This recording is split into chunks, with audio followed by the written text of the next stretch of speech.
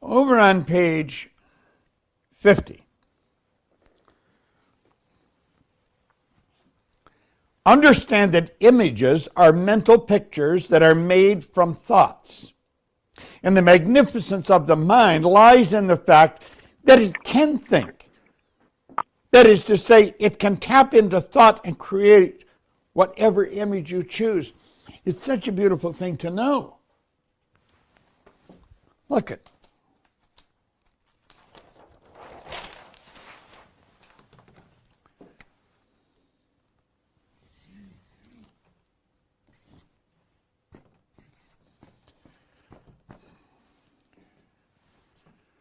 You are surrounded by a spirit world. Thoughts are omnipresent. Spirit's omnipresent, so are thoughts. And you can think anything you want. Do you know what the real problem is? People spend more time thinking that way about themselves than they do that way.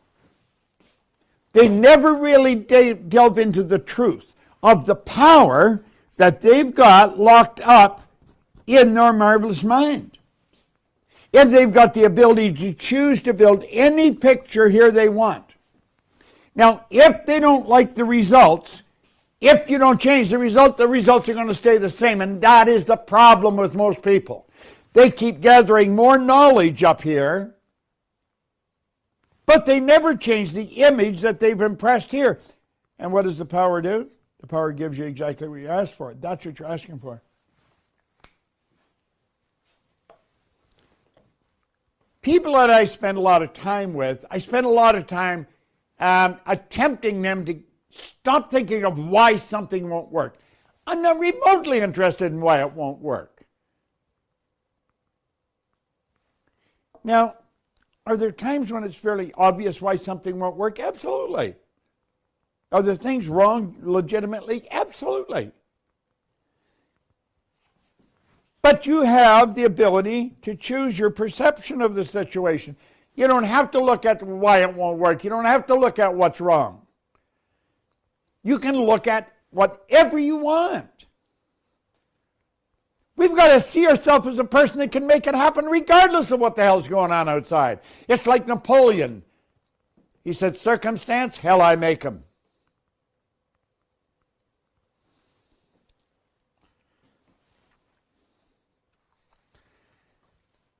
Flip over onto page 52. Now, the bottom two paragraphs, Columbus imaged a new world, and you and I are living in it. The Wright brothers imaged us being propelled through the air and introduced us to a new kingdom. Samuel Morse imaged himself interrupting the flow of energy through metallic wires and gave us the telegraph, the Morse code. Copernicus imaged a multiplicity of worlds, and now we've been there. Throughout the years, history has recorded the results of great visionaries. In fact, everything ever accomplished was at first, and for a time, nothing more than an image held in the mind of the architect. Realize now that you too are the mental architect of your own destiny. Copernicus, the Wright brothers, Samuel Morse, Marconi, none of them had anything going for them that you haven't got going for you. What do I say in the seminar? Most people are extras in their own movie. They look at the star and they think, wow. Wow. Go to the mirror and say, wow.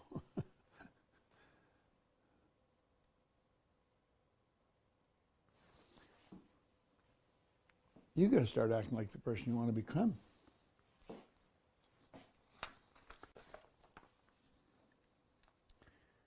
Flip over to page 53. In the middle paragraph, we say, in the previous paragraph, I made reference to the statement by Wallace Wattles. There is a thought stuff that permeates and penetrates and fills the inner spaces of the cosmos.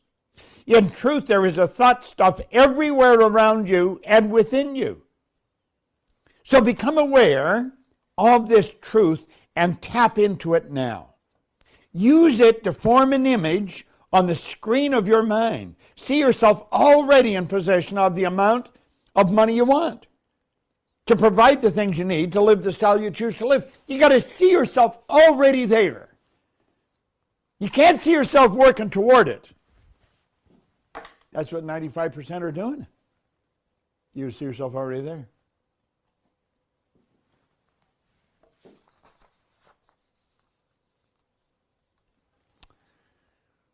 On page 55, right at the top of the page, persistence is the key. Continue to hold the picture of personal prosperity and understand that is what is happening to you. It's what must happen to prepare you to receive the good you desire. You'll never receive the good you desire if you're not prepared for it. You just won't. If you're not living on that frequency, it'll go right past you, Jack. You're not going to get it.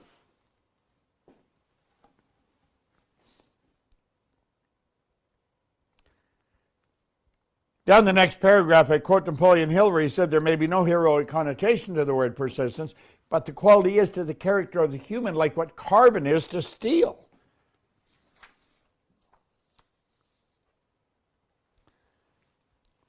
Over in page 60, third paragraph from the bottom. I went to a church service one time out in Santa Ana, California. Philip Nicola was the minister. I went over and met him afterwards because I was impressed with him. He said something I will never forget. He said, keep your mind on a higher image rather than a lower concern. I know there's things out there that are wrong, but what the hell? If you can't change them, why focus on them? Keep your mind on a higher image rather than a lower concern. You might write that out on something because that is very powerful.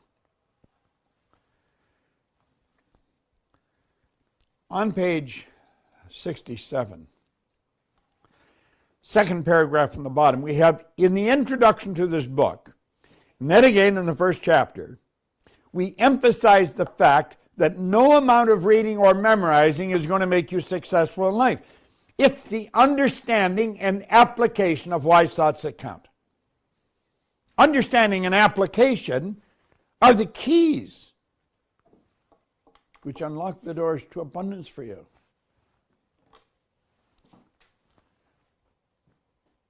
Remember, I pointed out worry and doubt are over here. It's looking at that side of life. What's the opposite of worry and doubt? Understanding. Solomon said, in all you're getting, get understanding. And there's only one way of getting understanding. Study. There is no other way of getting it. I spend a lot of time doing two things. One, studying, and two, thinking. I'm forever thinking of a better way to do what I do. I'm forever thinking of how can we do more in a shorter period of time. Now,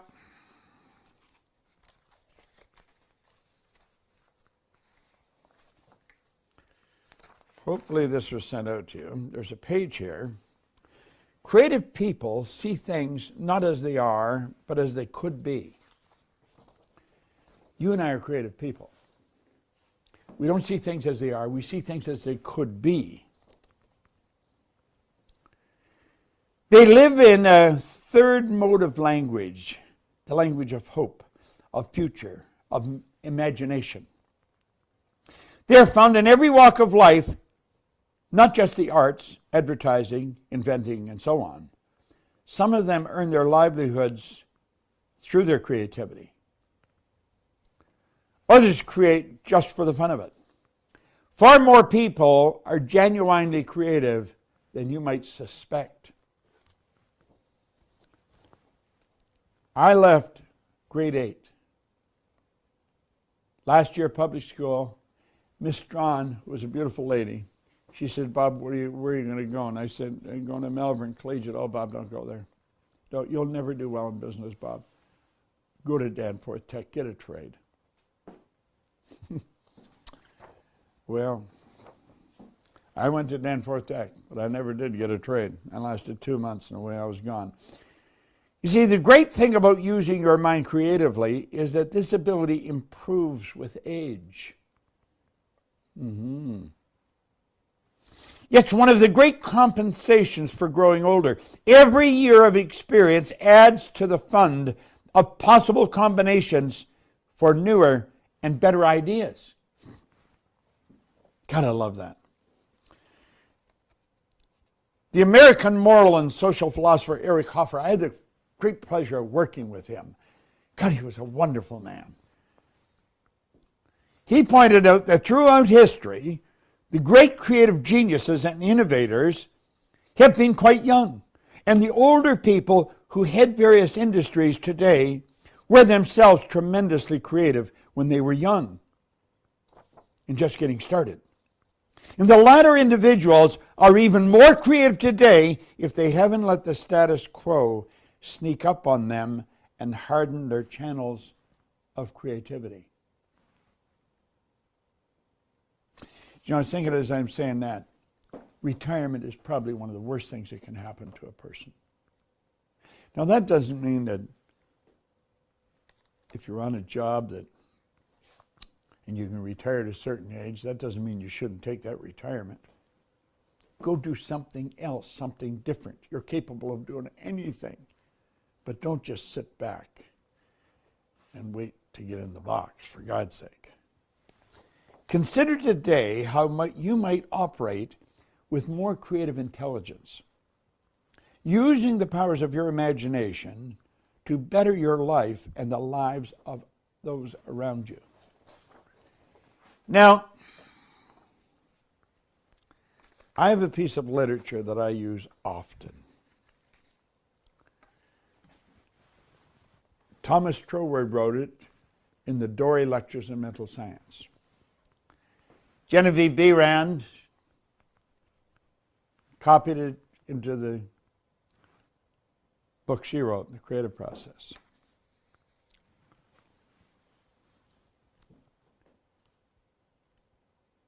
You have a copy of it, I think. I'm going to read it through and then come back and look at it. The mind is the center of divine operation. The mind is the center of divine operation. The divine operation is always for expansion and fuller expression. And this means the production of something beyond what has gone before, something entirely new, not included in the past experience, though proceeding out of it by an orderly sequence of growth. Therefore, since the divine cannot change its inherent nature, it must operate in the same manner within me. Consequently, in my own special world of which I am a center, it will move forward to produce new conditions always in advance of any that has gone before. Now, what is the ultimate objective of this particular seminar? I'm going to tell you what it is. And I'm going to tell you something else. High percentage of people who go through this seminar do not do what I'm going to suggest. Do not.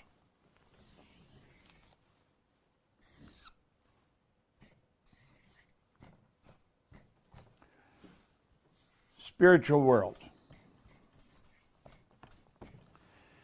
Your objective is to go here with your imagination and tap into the thoughts that are here, this energy that's here, this pure, unadulterated, creative energy that's here, that is flowing into your consciousness, and build the picture, the detailed picture of exactly how you want to live.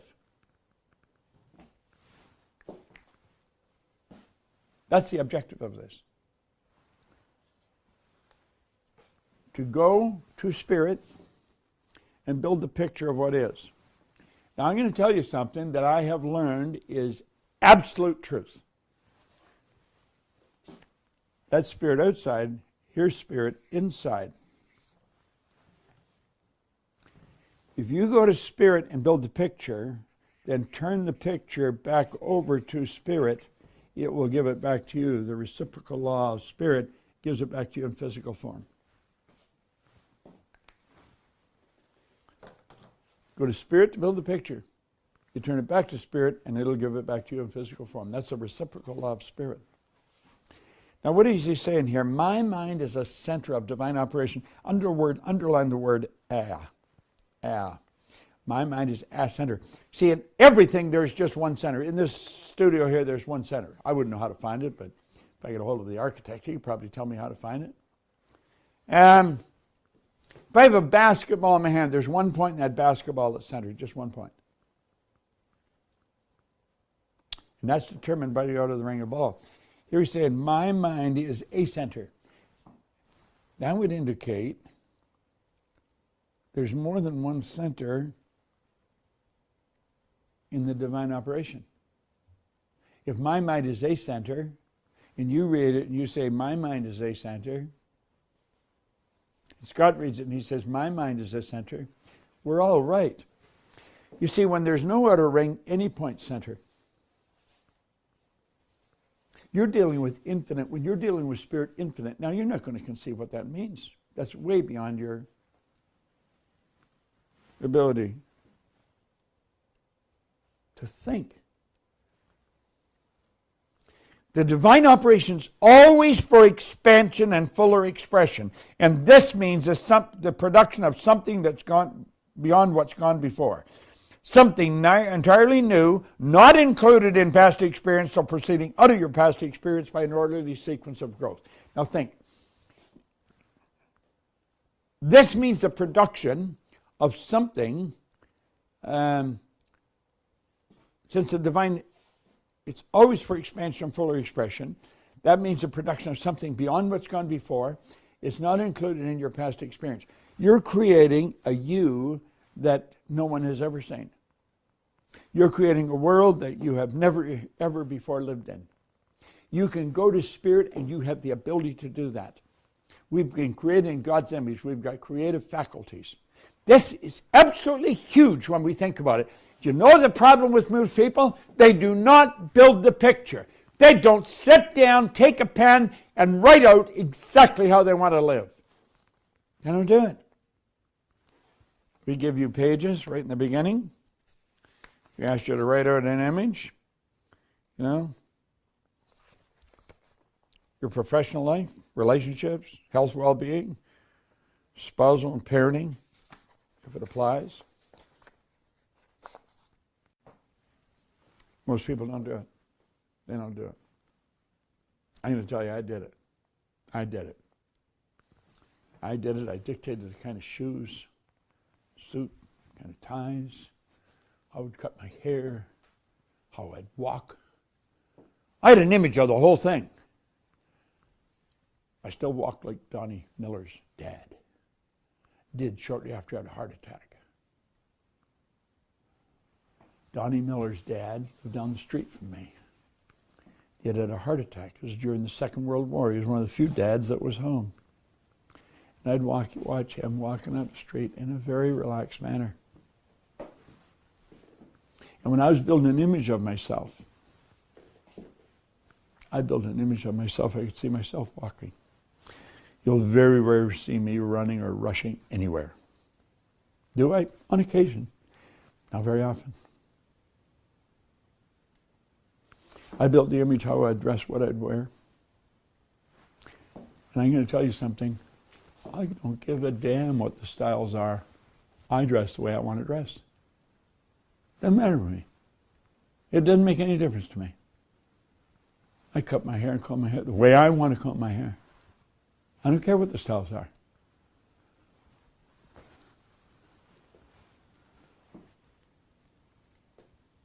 I love the song, I Did It My Way. Well, that's what Troward's suggesting here. It says, therefore, since the divine cannot change its inherent nature, it must operate in the same manner within me. What he's saying, how does it operate? The divine operation is always for expansion and fuller expression. The higher side of your personality, it's always for expansion and fuller expression. Are you denying it? This means the production of something beyond what has gone before. You got to do something beyond anything you've done before. Something entirely new, not included in your past experience. I watch the sales sheets in our own company. Do you know the sad truth? You can usually be pretty accurate in predicting who's doing what. Not much change. I remember Nate Galconant. Same thing. Until we got into this, same thing in Peru as we get into this. It's the people who really started to study it. You study this, your results have to change. Because if you keep studying, you're going to have to do it. This means a production of something beyond what's gone before, something entirely new, not included in past experience, though proceeding out of your past experience by an orderly sequence of growth. See, everything that's ever happened right up to this point, all the wins and losses, everything that's happened has been absolutely essential to get you to where you are, to prepare you to do what you're going to do. It's all in consciousness. It's all what you're aware. I love the way Neville wrote, everything's already created. Your trick is to become aware of its presence. Lay claim to it. Why they say in my Father's house there are many mansions. Everything's already created. Therefore, since the divine cannot change its inherent nature,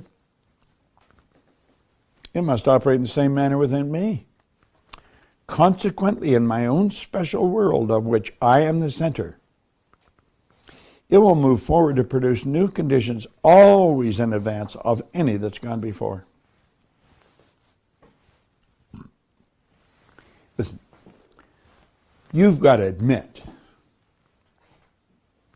that is one beautiful piece of literature. Yet it's all true and it's about you if you burn that into your mind. I keep telling you what I do because I'm no different than you. I'll tell you something I really do. I don't pay attention to what the hell anybody's doing. I don't care what anybody's doing.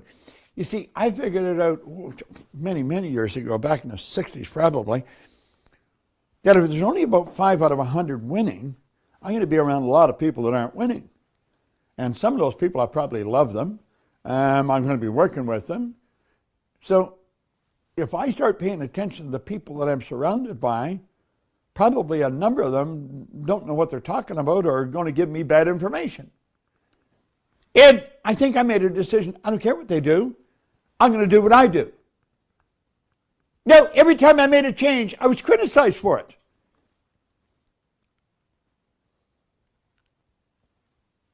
But after a period of time, they come and said, geez, I got to correct that. Think. Now, there's a piece of literature here that I give you. It's called The Effortless Way. The principle of least action governs everything in physics from the path of a planet to the path of a pulse of light. Least action is the minimum of energy multiplied by the minimum of time. Therefore, in moving from your present state to the state desired, you must use minimum energy and take the shortest possible time. For you to turn that into results, moving from your present state to the state desired, you must use minimum energy and take the shortest possible time. Your journey from one state of consciousness to another, it's a psychological one. So to make your journey, you must employ the psychological equivalent of least energy. And the psychological equivalent is mere assumption. Just assume it. You assume it. Pretty cool. Now, the intellects will say, well, wait a minute, you just can't assume it. I mean, you got to face reality. You know, that stops most people. It doesn't stop me at all. I just say a quiet prayer for the person because I know they're really hung up on it, and then I'll get on about my business. Let me tell you what reality is. When you build the picture here and plant it here, that is moving into form. You've already got it. It's only a matter till it moves into form. That's called the perpetual transmutation of energy, one of the first laws of the universe. The image is in here. It must manifest there. You know when you have difficulty? Conscious concern about what other people think. You're acting like you've got to quit kidding yourself, Proctor. You haven't got it. Okay. Assumption. The day you fully realize the power of assumption, you discover that it works in complete conformity with this principle. It works by means of attention minus effort. Love it. Thus, with least action, through an assumption, you hurry without haste. You reach your goal without effort. Because creation is finished. What you desire already exists. Beautiful. And God created the heavens and the earth. And on the seventh day he rested. It was all done. Everything was finished. What you desire already exists. Now somebody's saying, well, that's not what it means. That's exactly what it means.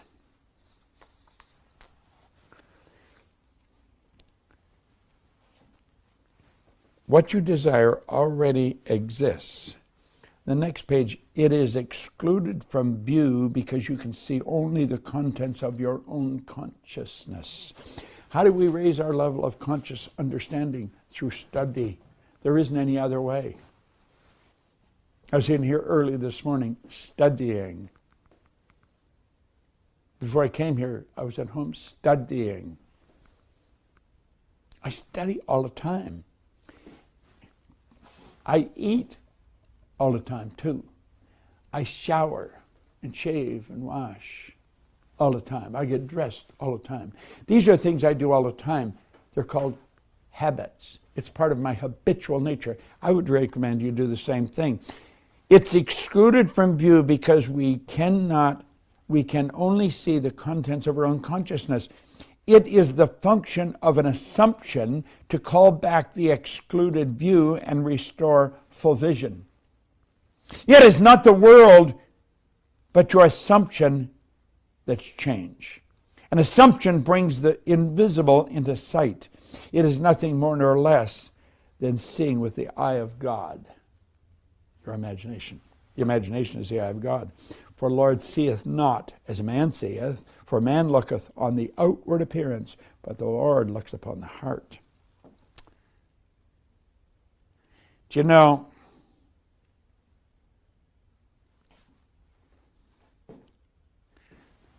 this lesson, if you will do it, sit down, take your pen, and write it out. Every word. How you want to walk, how you want to talk, what you want to earn, where do you want to live, how do you want to live. Put it all out in front of you. And then be grateful because you have it. And you act like you've already got it. Whew. That's the way to live. The heart is the primary organ of sense, hence the first cause of experience. When you look on the heart, you're looking at your assumptions. Assumptions determine your experience. Watch your assumption with all diligence, for out of it are the issues of life. Assumptions have the power of objective realization. Every event in the visible world is the result of an assumption or idea in the unseen world. The present moment is all important. For it is only in the present moment that our assumptions can be controlled. The future must become the present in your mind if you would wisely and operate the law of assumption. You've got to make the future the present. This is not how I'm going to be. This is how I am. I am that I am. The future must become the present in the mind if you would wisely operate the law of assumption. The future becomes the present when you imagine that you already are what you will be when your assumption is fulfilled. Be still and know that you are that which you desire to be. The end of longing should be being. Therefore, your dream into being, perpetual construction of future states without the consciousness of already being them. That is, picturing your desire without actually assuming the feeling of that which is fulfilled, is fallacy and mirage of mankind. It is simply futile daydreaming. You see, you have to understand the creative process. When you understand the creative process, when you understand that, number one, you've got to consciously build the idea here. Number two, you plant the idea there. Number three, the second you plant it, it instantly becomes expressed with and through the body. You see, when you plant the idea here, the body changes its vibration. As the body changes its vibration, conscious awareness is feeling. You just feel so good because you are that which you created in your mind. God gave you the same as he gave me. Gave the person beside you the same. It's the same everywhere. The part you have to work on. You have to work on it diligently. Is writing out who, what you want to be, and then being it. I was thinking earlier this morning about this lesson, and I was thinking,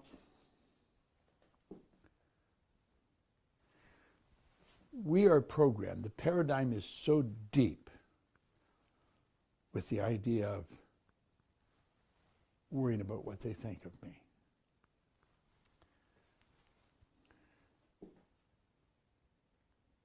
It stops us from acting like the person we want to become. You have to act like the person you want to become. That was William James's theory from Harvard way back in 1900. The actor's technique. Act like the person you want to become. Well, we have it so deeply embedded in our subconscious. We're so concerned with what people think of us that we prevent ourselves from acting like the person we want to become. See, all the people know what we're like, and if I build this new image and I start acting like that new image,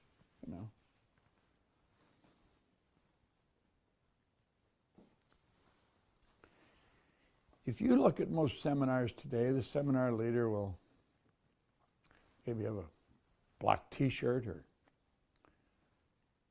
just a sweater or something. That's not my image of me. This is my image. I got to wear a suit. Why? Because that's the image.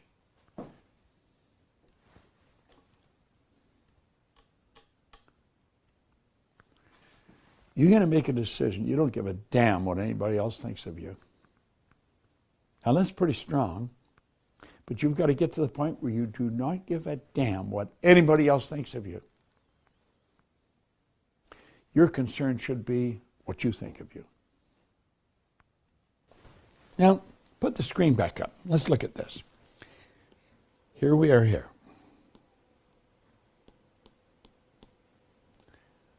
So we've got this image of ourselves.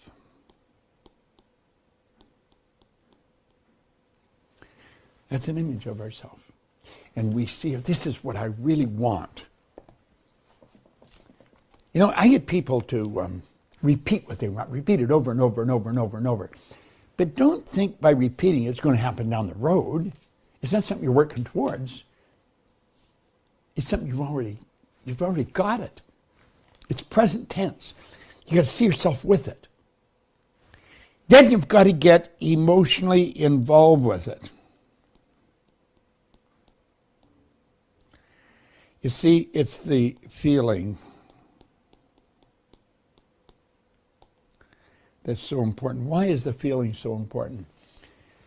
Feeling is conscious awareness of the vibration you're in.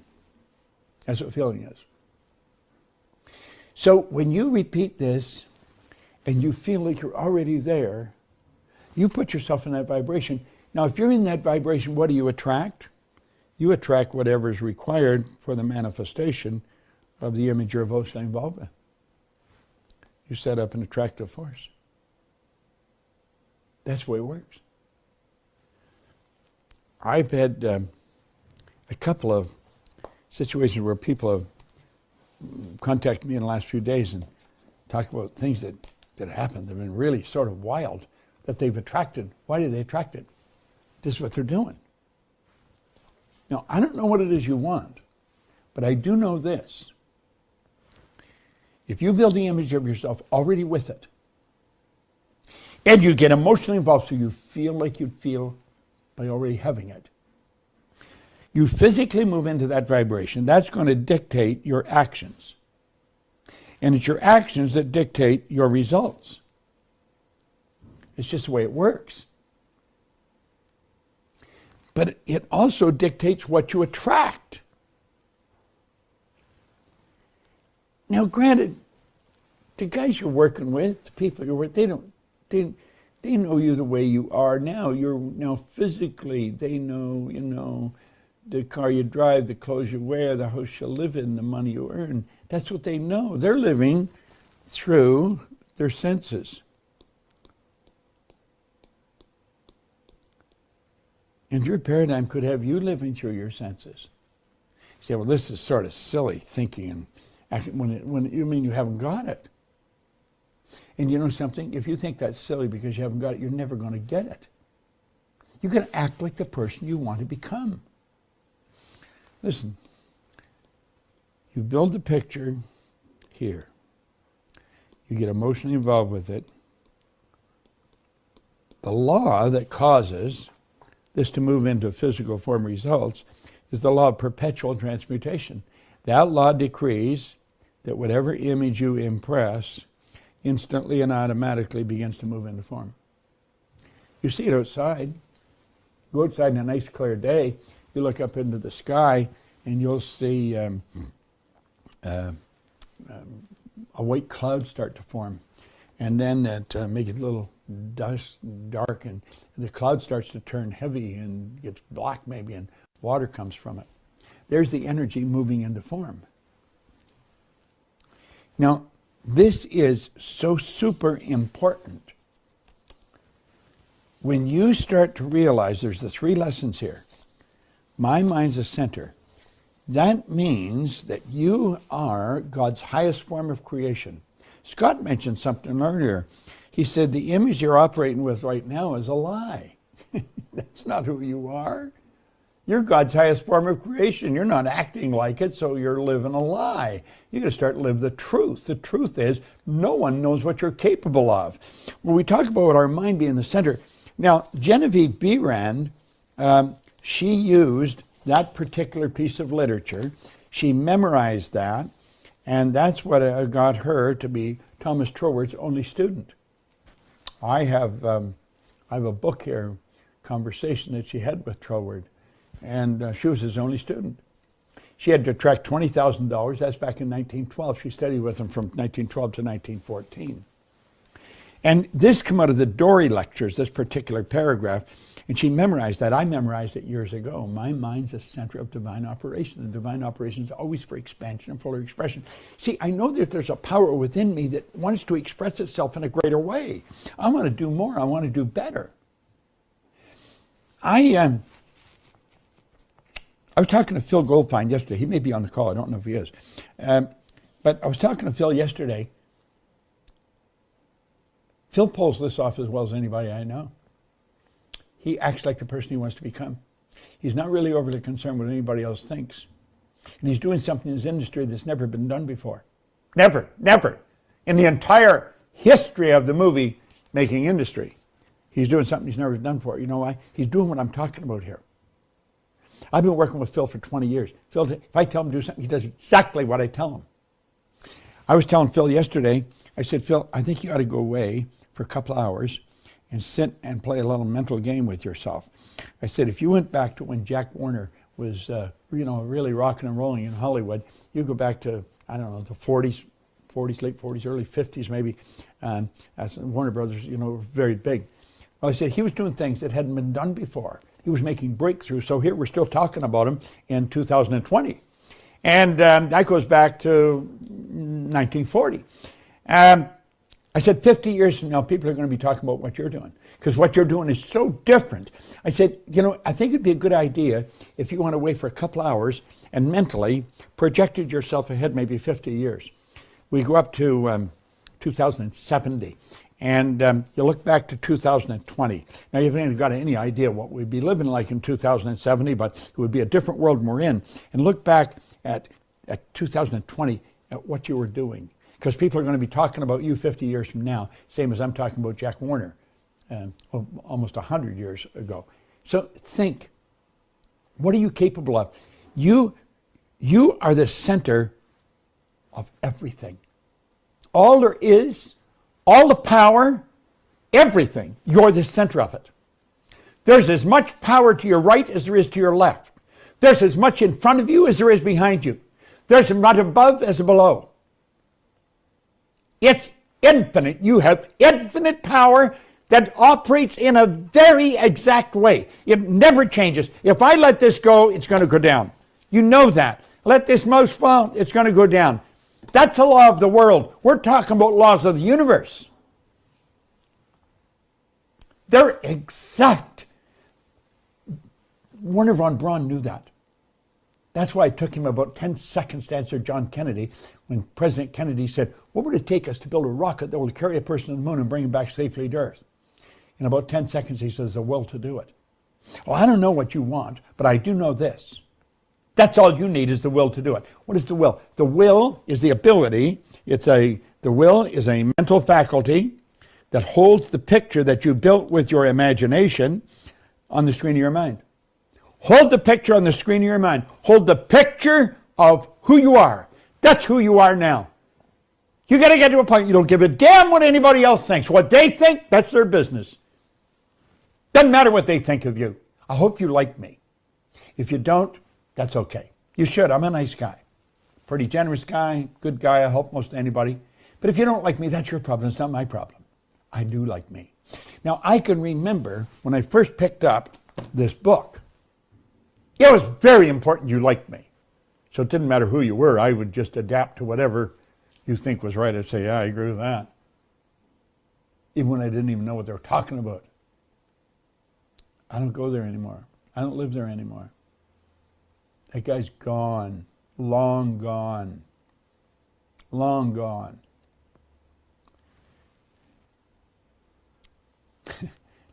I'm writing a foreword for a book. It's a damn good book by Lisa Jimenez. And I don't really know Lisa that well. She's written a couple of books, and I've endorsed a couple of books for her. I'm going to write the foreword for this book for her. And if Lisa walked in the room, I might not know her. But I've communicated with her often. And there's a funny story attached to Lisa and myself. We were both at a function one time where there was dancing. And she came over and asked me to dance, and I said, no. She said, no? Why not? I said, because I don't want to dance. So I'm not going to dance. I think she was a little taken back with it, but, that's the way it was. And I don't think she was overly happy about it. Go ahead, I don't know, months, years, a couple of years maybe. Another time, I was doing a seminar, and I found out Lisa was in the room. So I was telling the story. I said, you got to live the way you want to live. I said, I remember a girl come and asked me to dance one time, and I just said, no. She said, why? I said, because I don't want to. I think she was a little upset about it, but Now, I think of that girl at dance, so I'm going to call her up. She's here. Come on up on the stage, Lisa. And so Lisa came up on the stage and put some music on, and I danced with her. It was just a bit of a joke. But you see, the joke was, if I didn't want to do it, why do it? Why are you doing stuff you don't want to do? You know what you're doing it to please other people. You're doing it to please unpleasant people so they will be pleased with you. Have you any idea how much of that goes on?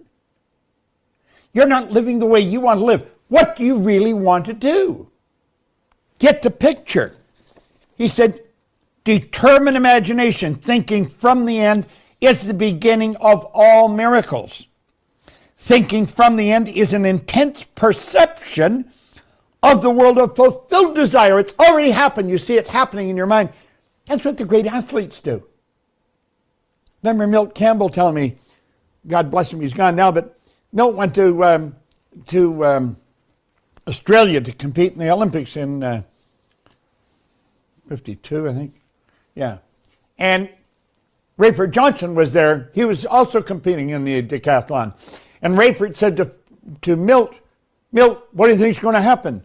Milt said, Rayford, you wasted your time coming here. He said, this one's mine. And it was. He won the gold there. He had held that picture in his mind for 4 years. Every day he kept living with that picture. What picture have you got in your mind? You know, if somebody starts working with me, one of the first things I ask them is, well, what's the most you've ever earned in a year? I don't care what the answer is, but I'd like to know the answer.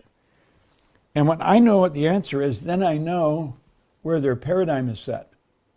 Now, if they're going to work for me, I'm going to want them to change their paradigm because I want them to earn more money.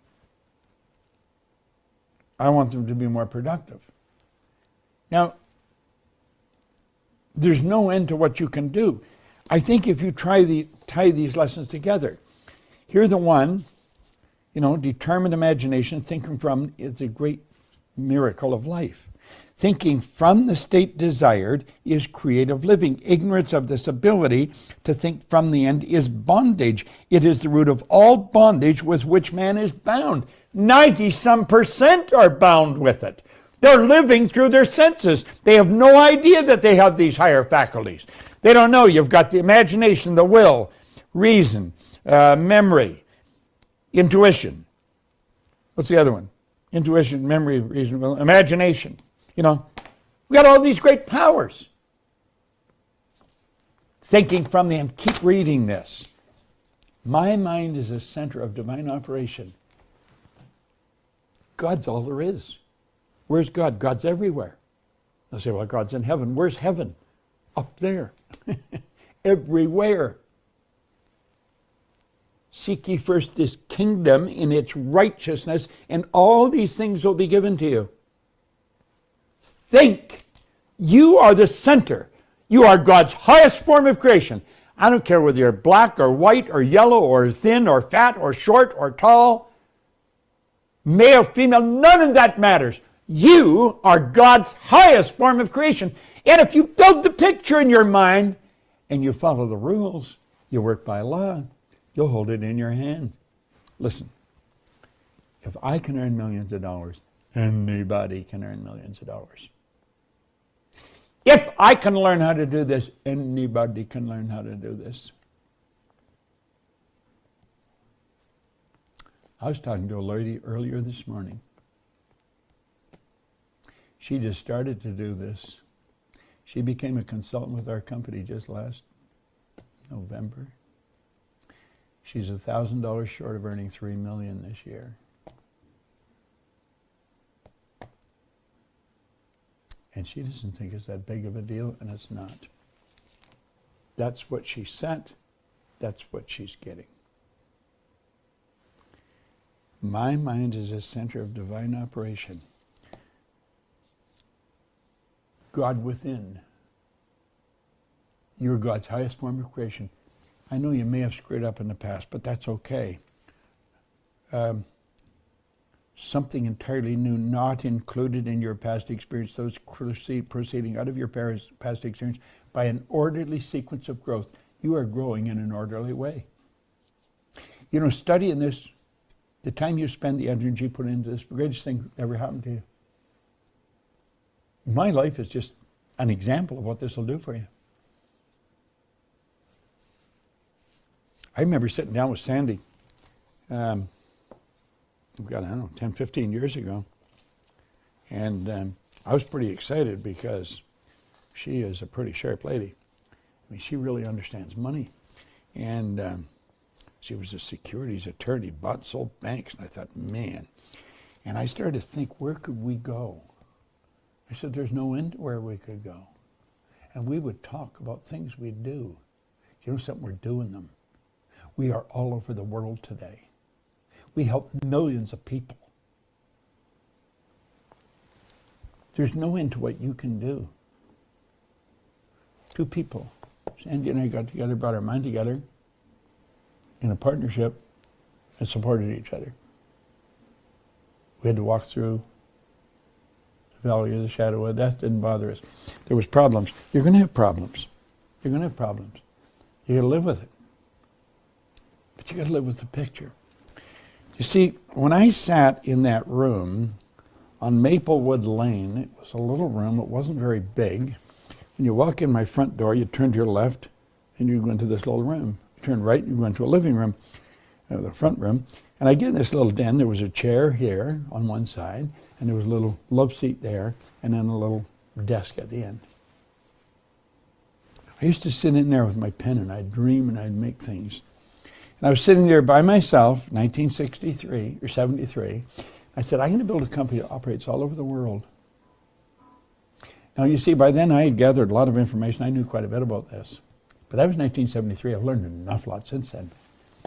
And you know the one thing I made up my mind? Nothing would knock me off course. Didn't matter what happened. I am staying focused. I say, stick to your knitting. Do what you're good at. Don't be distracted by shiny objects. Focus on where you want to go. That's all I've done. We're in 89 countries. This works. It works like unadulterated magic. Your mind is a center. You're the center of spirit. That's all there is. And the person beside you is in the same position. We're all exactly the same. We look different, we sound different, but we are all exactly the same. We're made from the same formless substance. Take us and throw us all in a damn good fire. We're all reduced to the same level. What do you want? You can get it through least action, assumption. You see, when you assume it, you've got it, then it's a matter of it moving into form. You've got it here on a conscious level. You've got it here on an emotional level. And because you feel that way, that's the vibration, and that's what you're going to act. That's what you're going to do. And it's also what you're going to attract. How long will it take for that to move into physical form? No one knows. But we do know it's moving into form right now. It's always happening. There's all kinds of stuff going on that you cannot see. This is so important. You're God's highest form of creation. You're surrounded by power. You think from the end. We've been taught to work toward the goal. Work from the goal. Just 50 feet from the studio is my home. We're having the house rebuilt. They've ripped everything out inside, and they're putting a second story on it. They're making fabulous headway. Do you know, all of those people up there working, they're working toward a particular end. They've got the end in their mind. That dictates where this board goes, where that goes, and where this goes. And they're taking everything and they're putting it in place to manifest the picture they've got in their mind. It was all on paper, and they do it. They're working from the end. It looks like they're working to the end. No, they're working from the end. Be it. Be it. Don't say you're going to do it. I am.